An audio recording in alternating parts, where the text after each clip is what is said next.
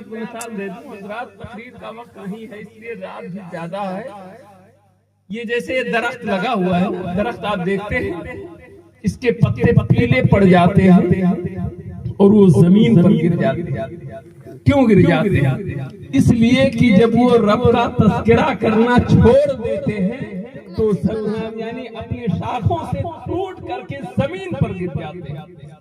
آج ہمارا اور آپ کا حال کیا ہے کہ ہم اپنے رب کا تذکرہ نہیں کر پاتے ہیں.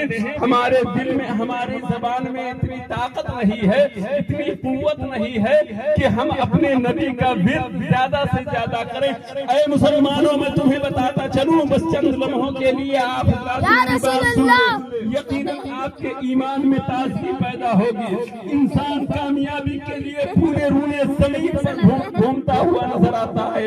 ہر فرد سے پوچھو کیا تمہیں کامیابی چاہیے، وہ کہتا ہے مجھے کامیابی چاہیے.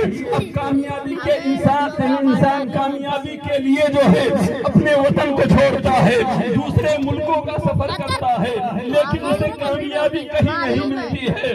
جس کے نصیبے میں ہوتا ہے اللہ اسے اپنے فضل سے ضرور عطا فرما دیتا ہے، لیکن کچھ ایسے بھی بد نصیب ہوتے ہیں اب وہ اپنے اعمال کے مطابق یا اپنے بد نصیبی کے مطابق جو ہے انہیں جب میسر نہیں ہوتی ہے.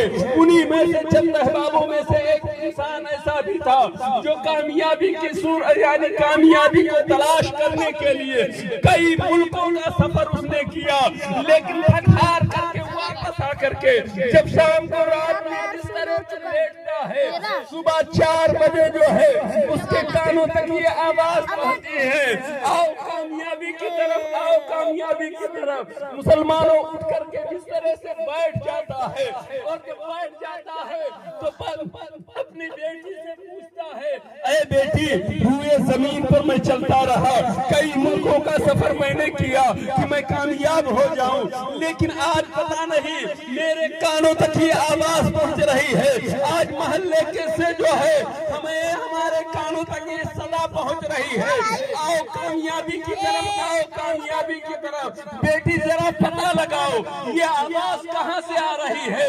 وہی 8 سالہ بیٹی نے کہا، ابا جان یہ کہیں دور دراز سے آواز نہیں آ رہی ہے، یہ آواز اگر آ رہی ہے تو ہمارے محلے کی مسجد سے آواز آ رہی ہے، اس لیے کہ ہمارے مسجد کے جو ہے مؤذن جو ہے وہی آواز دے رہا ہے، حیا علی الصلاۃ حیا علی الفلاح، آؤ کامیابی کی طرف، آؤ کامیابی کی طرف. باپ اٹھ کر کے بیٹھ جاتا ہے. بیٹی سے کہا، بیٹی وہاں جانے کے لیے ضرورت کس چیز کی ہے؟ تو بیٹی نے کہا، باپ